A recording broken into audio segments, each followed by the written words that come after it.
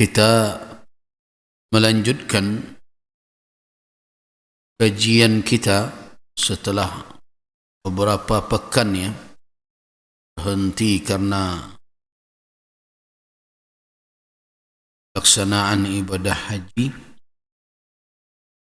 di mana pada akhir pertemuan kita dahulu kita berbicara tentang al-muharramat minan nisa, wanita-wanita yang diharamkan untuk dinikahi oleh seseorang, dan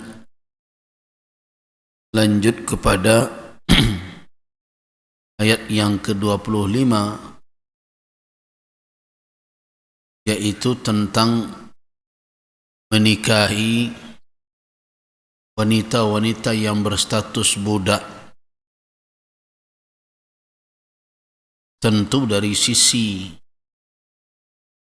kedudukannya untuk dijadikan sebagai istri, wanita merdeka tentu lebih diutamakan dibandingkan yang berstatus budak, karena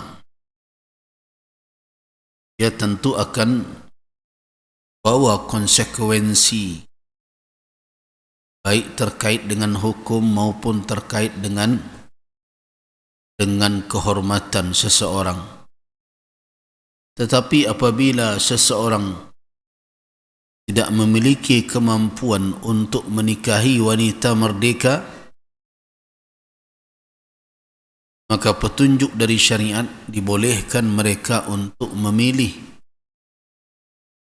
para wanita yang berstatus budak, tetapi tentu dengan cara yang halal, bukan dengan cara yang haram, dengan menjadikannya sebagai simpanan atau berbagai macam cara-cara yang termasuk dalam kategori perzinaan.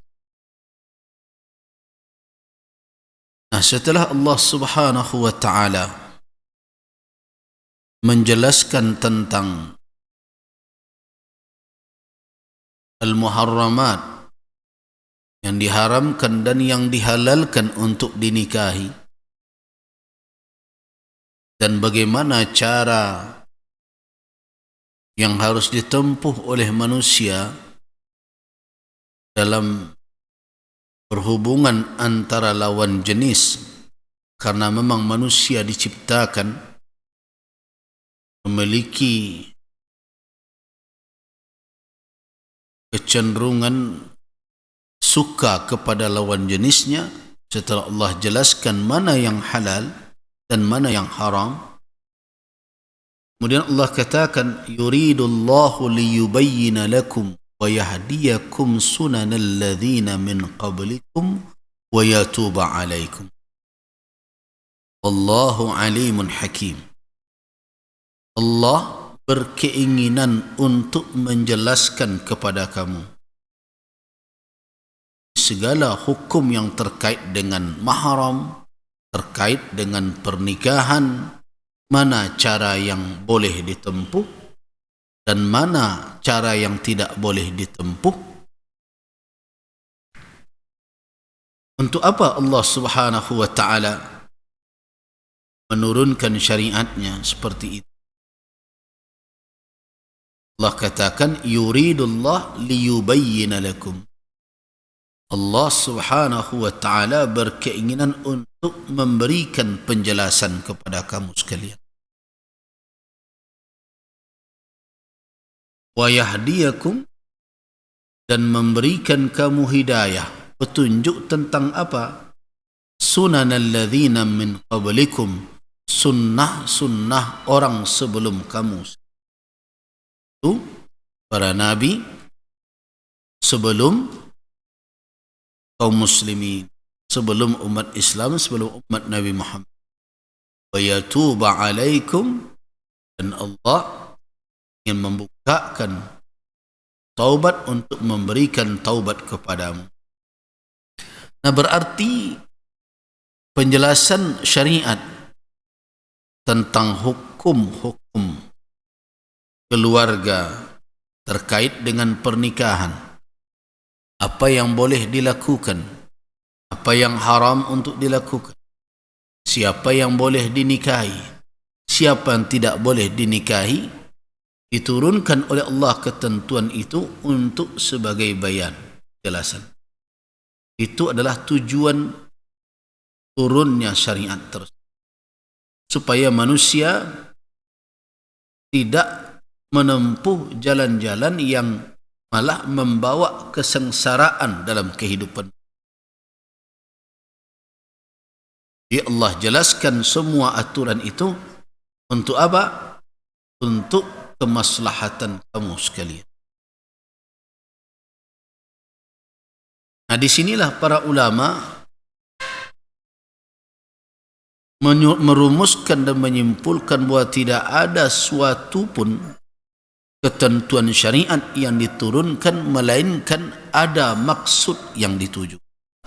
Jadi mustahil ada pada Allah perbuatan yang tidak ada tujuan dan maksudnya. Karena itu adalah sifat kurang dan Allah mustahil bersifat kurang. Manusia saja yang sering berbuat tak jaleh hujung pangkanya. Tapi kalau Allah, setiap tindakan Allah, apa saja yang dilakukan oleh Allah ada maksud.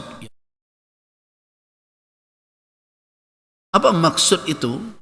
Secara umum ulama merumuskan, menyimpulkan bahwa maksud dari syariat diturunkan itu adalah litahqiqi masalihil ibad, untuk mewujudkan kemaslahatan hamba.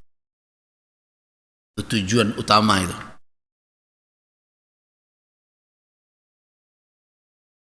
Syariat diturunkan dengan segala hukumnya, batasan-batasannya untuk apa? Litahqiq masalihil ibad, untuk mewujudkan kemaslahatan hamba. Tidak ada suatu ketentuan syariat manapun yang diturunkan untuk membuat hamba menjadi sengsara. Tidak ada ketentuan syariat apapun yang diturunkan oleh Allah untuk menyusahkan hamba, menjerumuskan mereka ke dalam kemudaratan. Tidak. Seluruh ketentuan syariat ditujukan oleh Allah untuk apa? Untuk kemaslahatan. Kemaslahatan di mana? Kemaslahatan dunia dan akhirat. Itu bedanya antara hukum syariat dengan hukum konvensional. Di luar hukum syariat, orang berfikir kadang kemaslahatan duniawi. Kemaslahatan duniawi juga yang dipertimbangkan adalah kemaslahatan material saja. Hukum yang dibuat oleh manusia. Tetapi Allah Subhanahu wa taala menurunkan syariatnya untuk kemaslahatan yang sempurna. Baru dikatakan kemaslahatan itu sempurna kalau kemaslahatan itu ada wujudnya di dunia dan di akhirat, untuk fisik manusia dan juga jiwanya. Itu baru utuh kemaslahatan. Jangan menganggap maslahat itu hanya dalam bentuk material bertambah. Tidak. Apa gunanya orang merasa senang dalam kehidupan yang fana tapi kemudian sengsara dalam kehidupan yang abadi? Itu bukan kemaslahatan yang hakiki. Jadi kalau ada orang ingin mendapatkan kebahagiaan yang utuh, maka carilah kebahagiaan dalam kemaslahatan yang utuh pula. Apa itu? Kemaslahatan di dunia dan di akhirat. Kemaslahatan untuk fisik dan jiwa. Yuridullah liyubayyina lakum. Allah berkeinginan untuk apa? Untuk memberikan penjelasan kepada kamu. penjelasan tentang kaifiyah, tentang ketentuan, tentang berbagai macam yang harus dipatuhi. Kemudian wa yahdiyakum sunanal ladzina min qablikum, dan menunjukkan kepada kamu sunan jamak dari sunnah, yaitu cara-cara yang berlaku pada orang sebelum kamu. Dari kalangan mana? Dari orang-orang yang mulia, para al-anbiya, para nabi. Jangan ditiru orang yang durhaka kepada Allah Subhanahu wa ta'ala. Jadi menikah itu adalah sunnah para nabi. Tidak ada sunnah para nabi berzina.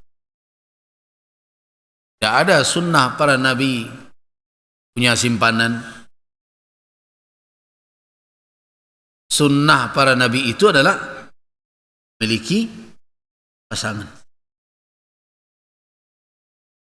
Karena itulah makanya bagi siapa yang ingin mendapatkan jalan kemuliaan, maka dia harus menempuh jalan orang-orang yang mulia pula.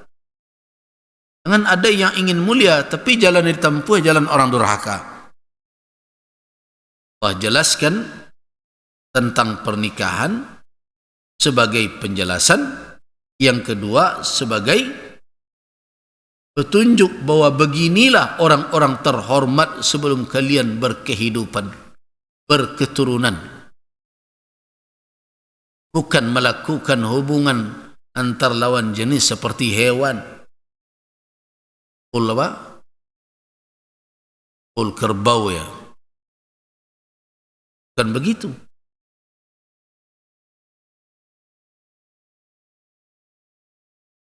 Mereka adalah orang-orang yang tercatat di sisi Allah Subhanahu wa ta'ala, adalah orang-orang yang utama, hamba-hamba Allah yang terpilih, para rasul dan anbiya, para rasul dan para nabi. Itu makanya Allah berikan kepada kamu petunjuk ini agar kamu tahu beginilah kehidupan orang-orang terhormat di sisi Allah. Tujuannya apa? Agar kamu menempuh jalan itu. Jangan jalan di luar itu yang kamu pakai. Wa yatuba alaikum, dan Allah jelaskan ketentuan hukum ini juga untuk memberikan taubat kepada kamu. Kenapa? Karena kamu telah terlanjur sebagian barangkali melakukan hal-hal yang melanggar, melakukan perbuatan-perbuatan yang merusak kehormatan. Tetapi setelah ayat turun, setelah ketentuannya sudah jelas, stoplah, tempuhlah jalan yang diberikan oleh syariat ini. Dengan demikian berarti kamu telah bertaubat kepada Allah, dan Allah berkeinginan untuk membuka pintu taubat kepada Allahu alimun. Allah maha tahu lagi maha bijak.